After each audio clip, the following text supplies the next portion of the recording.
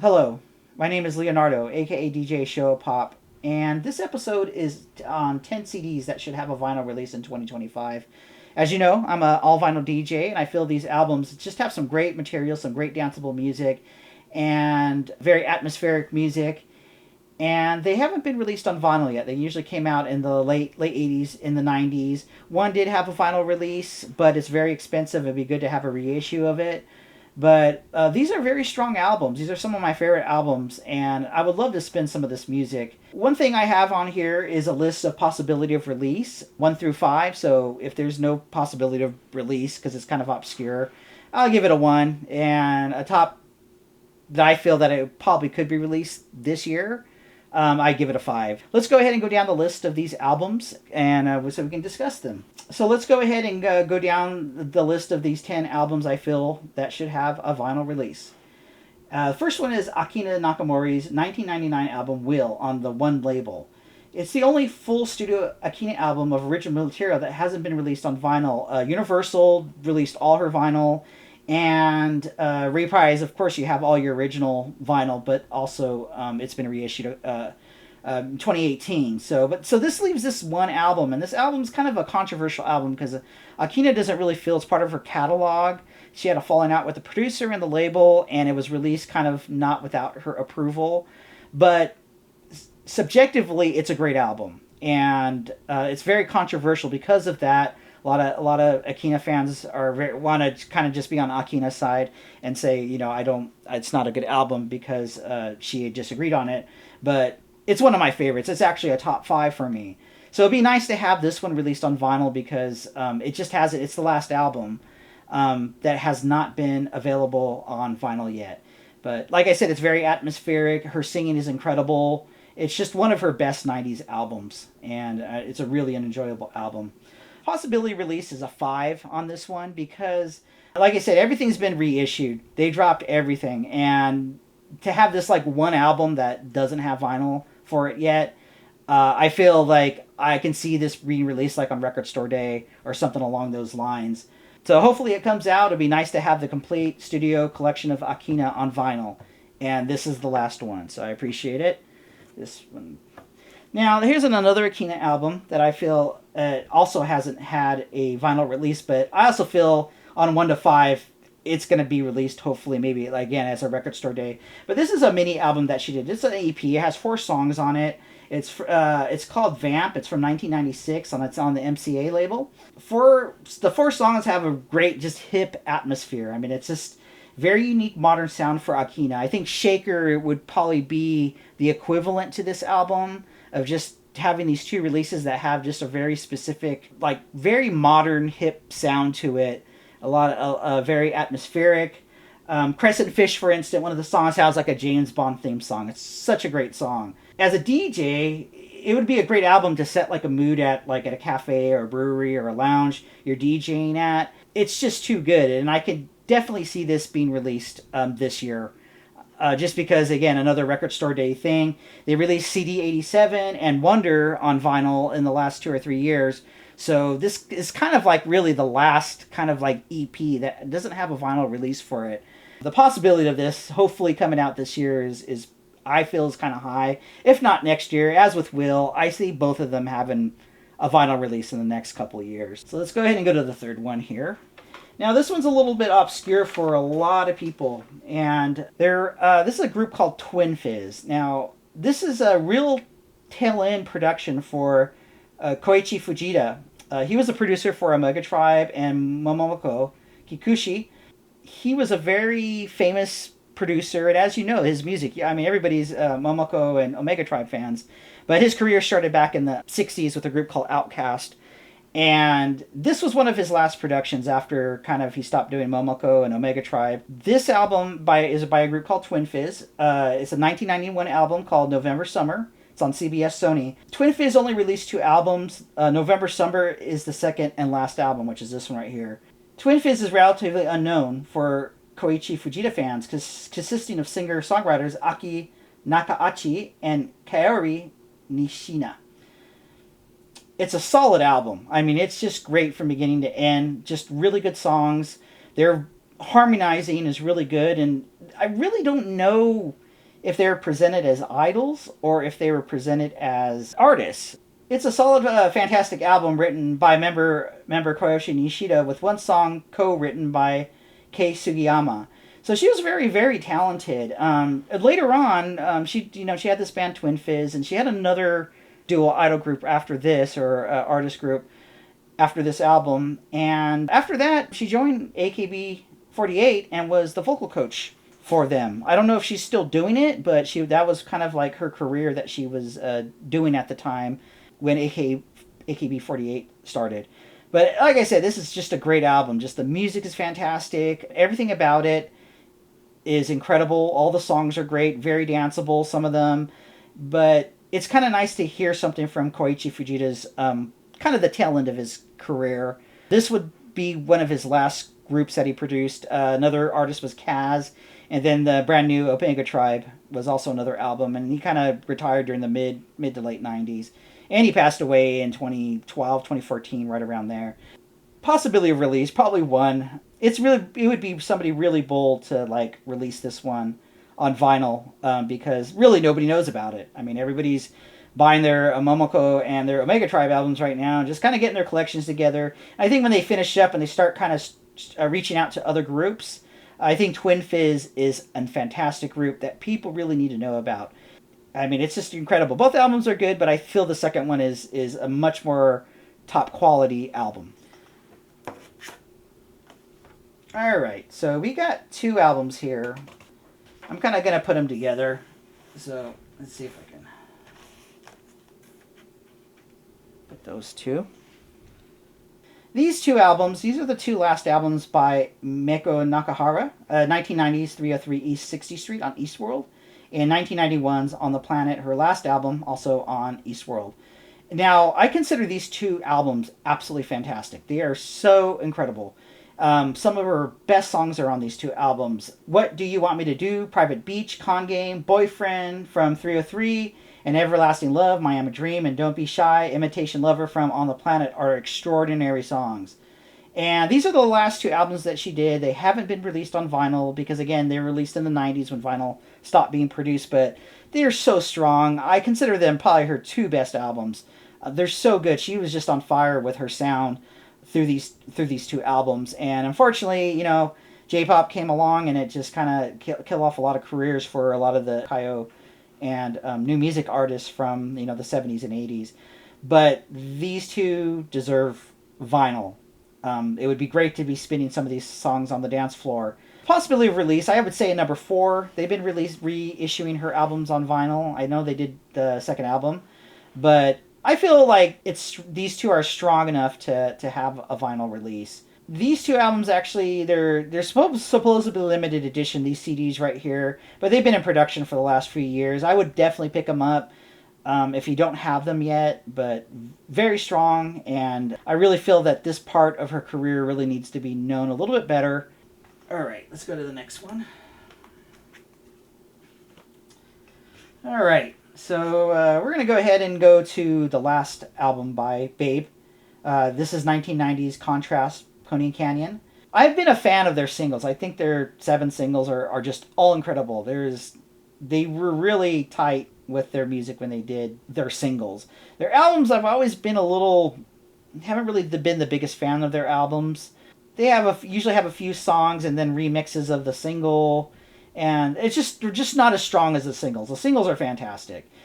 And this last album is a real exception. This album is absolutely incredible from beginning to end. Their singing, the songwriting, everything about this album is fantastic. A lot of danceable music and just extraordinary 110% songs on these. I was blown away when I first found out this last album was so good. Great harmony singing, a solid collection of songs such as No Makeup, Red Roses, Get Subiobi no Asa, Kanjo wa, She Is Dreaming, and No Satisfaction are some of their greatest songs. And it packs a punch. And I would love to have this album on vinyl. Again, it's the only one that's not on vinyl. You can get all their albums on vinyl. Their second to last one's kind of difficult to get, but it's available. It's there if you look. When one pops up, you can get it. But this album never had a vinyl release. And more importantly, it didn't have a single for this album either. I'm not sure if they knew it was kind of, this was the end of it here, and they just didn't want to promote them. But again, even if you just pick this up on CD, pick it up, you'll be surprised of how great this album is. Possibility release, I give it a 3. Pony Canyon has a reissue program based on fan votes. By popular demand, this could be reissued, but it would really be up to the fans. And I think people really need to dive into this album better and maybe present to Pony Canyon to say, hey, let's do a limited edition vinyl that you order from the website through their fan appreciation service of pressing albums that haven't been released on vinyl yet. Incredible. I mean, their singing is incredible. The songs are incredible. Everything about this album is fantastic, and it's a definite worth pickup. The next one here is my only anime-related album, and this is Fire Bomber from 1995's Second Fire on Victor Records. If you're not familiar with Fire Bomber, they are the band that's associated with the anime Macross 7. Macross 7 features a rock band, Fire Bomber, as the main Macross group. Music was provided by Yoshiyuki Fukuyama and the group Hummingbird and Hideki Sudao. So he was one of the songwriters. It's a great in-universe album featuring the Fire Bomber music from the series. Although it's a retro show of its time with many references to 70s rock, hard rock, and prog rock, a best of Ultra Fire was finally released on vinyl in 2024. So that's kind of like, if you watch the anime, it's a very retro ship, the Macross 7. It's very music-orientated. And they kind of seem to be stuck in like the 70s, like the late 70s, like hard rock and soft rock and synth pop. And this album is fantastic. It has some of my favorite songs on this album from the anime. One of them being Power to the Dream. It's just fantastic. And I would love to have a vinyl release of this one standalone album, and maybe even the first album too, but especially this one because it's just great from beginning to end. Only recently, like I said, they just released the Fire Bomber Ultra Fire album on vinyl. It's a 2-disc set that came out not even 6 months ago, so it's a fairly recent reissue. My possibility, I think this one could be a 3. The Ultra Fire LP reissue was sold out, so I hope that might give the current admins of Macross Music Flying Dog a reason to release more Macross vinyl.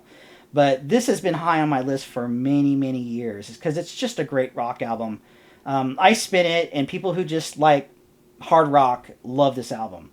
And I feel it just really just needs to have a vinyl release for it. And it would be cool. And the cover, you can kind of see it. It's kind of hard to see, but it has a metallic background. So it would be great if they reissue it with the metallic background on it, with the outlines of the characters and everything. Anyway, it's a total must. So, all right, I love Wink. I have all their albums. I'm missing a couple of CD singles, but nothing too difficult. I bought everything, and I think their whole catalog should be released on vinyl. It should have been done a long time ago. But this specific album, Each Side of Screen on Polystar, 1992, they always had a solid album throughout their career, but I hold Each Side of the Screen as their masterpiece. It's a relentless album of non-stop, energetic songs, perfectly sequenced and beautifully and masterfully performed by Sachiko Suzuki and Shoko Aida, who are on the top of their game for this album. Furo Furo, we can make our exceptional tracks. Casey and the Sunshine Band cover, That's the Way I Like It, is just epic. Most covers of the song are usually pedestrian, but Wing's version of the Casey and the Sunshine Band cover, it's incredible. It's unstoppable. I love it so much better than the original. I love disco, but that's never really been one of my favorite songs. But the way they do it with the synth pop, and it's just relentless. It's just punches you. It's just so good. And that's how the whole album is, from one song to another, all the way down the list. And I usually have a problem with how albums were sequenced in Japan, but this album is sequenced so perfect where it's just relentless. And then they saved the ballad for the end. They didn't throw like 2 ballads in the middle to break up like the energy of the album. But this album is a masterpiece, and I think out of all the albums I have here, I think this is number one. This is my number one right now, is Each Side of Screen. But again, if you haven't heard it on CD yet, if you don't have it, if you don't own it, you should definitely pick it up and just enjoy it, and you'll really love it. Even if you're not an Idol fan or anything, I would definitely take the time out to pick up this album. Incredible, absolutely incredible. Possibility release, I say a 3. Wink can go both ways right now. I do believe we'll see a Wink album reissue on vinyl in the next few years due to just the popularity of them overseas and just how wonderful their music and their singing and their performances were. When their singles were released on vinyl in 2018, they sold out quickly, and believe it or not, some of the reissues are worth more than the originals. So there is a bubble underneath it of we need Wink on vinyl, and I feel it can happen, it should happen, it could happen, and that's why I give it a 3, because it's not quite yet, but it's bubbling, it's there. All right, let's just go ahead and I have last 2 right here. This album is by Yoko Nagayama. It's 1988's Tokyo Menu on Victor Records. And this is Yoko's last album as a pop singer. It is an excellent collection of remixed previous release material and new tracks. It's an excellent introduction to new fans of Yoko's music. It's an incredible collection with great tracks from beginning to end, many of which have never been released on vinyl, including Toy Boy and Show Me, which have a great danceable floor fillers. Now, when I wrote this, I didn't realize that there was a Snack 12-inch that has a couple of these songs on it. I forgot which ones are, but I think Toy Boy does have a vinyl that's available on that 12-inch. But anyway, it's a dance album, and she did a previous one called Venus, which is also an album, but this album is kind of like the tail end of her career. Well, again, none of these stuff, some of these songs have never been released on vinyl, very danceable, and has some old standards include Hangayoku no Hero and Domino and Give Me Up, and it fills up. It just fills up just a great album. And honestly, one thing I really love about this, and it would be awesome to have this on vinyl, is that cover. That is just the coolest cover. It's so Showa. It's so cool.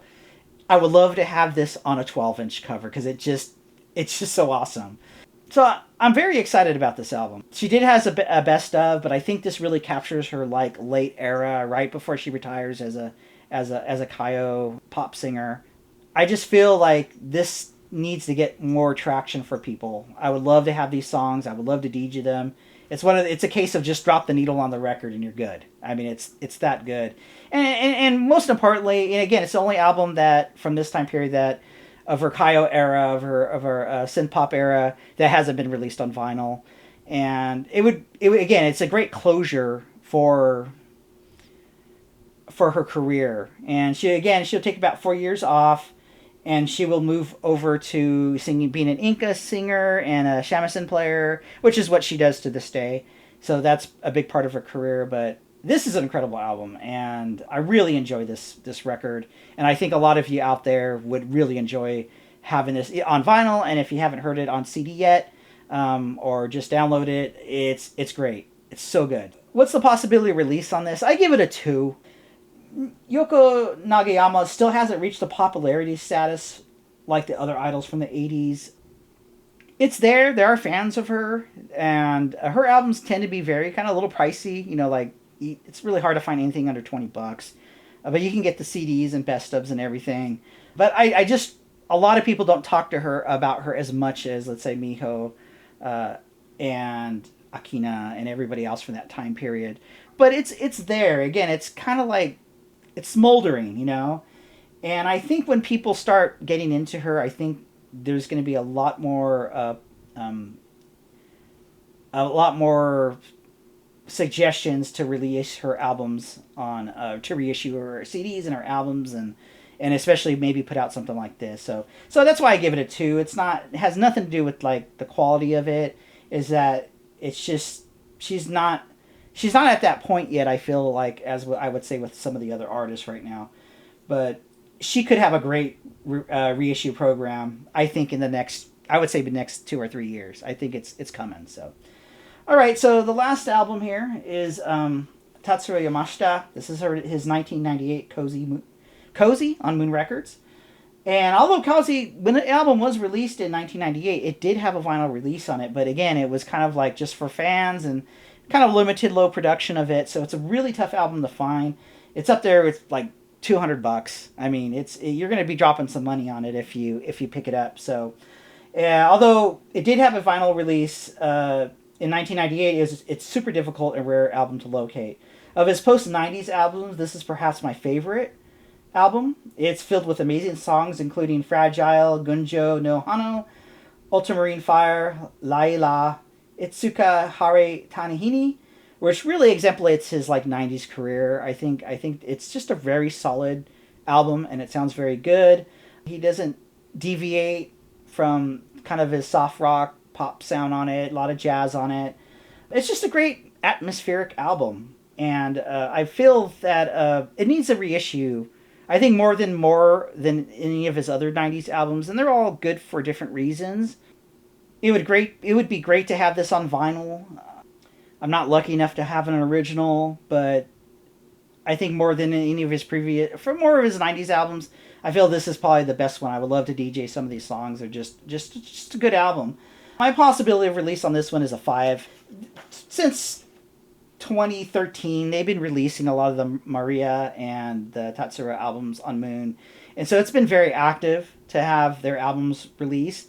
Wouldn't be surprised if this gets released on vinyl this year or next year, within the next couple of years for sure. Because there just seems like they're just going down the list of both their artist albums. So it'd be nice to have this on vinyl for those who missed out in the 90s. Yeah, it's a really cool album. So this is how I feel. What albums do you feel that should have a vinyl release from a CD that never had a vinyl release from the 90s or up to now? I know I'm really interested in what you have to say, because I know a lot of you are gonna deep dive on that one, because there's some 90s albums or some late 80s albums that like, this is a great album, it should be released on vinyl or just reissued on CD, and I would really like to hear. I'm very curious about what people feel. But anyway, those are my top 10. It was very hard to narrow them down. The list started turning into about 20 albums, and I had to just cut it down and just say, okay, these are the ones I feel that need to be for sure. So I'm hoping they would release in the next 2 to 3 years, this year, next year. Twin Fizz is probably the one that's probably going to be the least, but I feel the others really have a good possibility, especially with the momentum with a lot of these artists right now and their careers. Anyway, thank you, and I appreciate it. Thanks for listening in, and I have another video coming up, so thank you.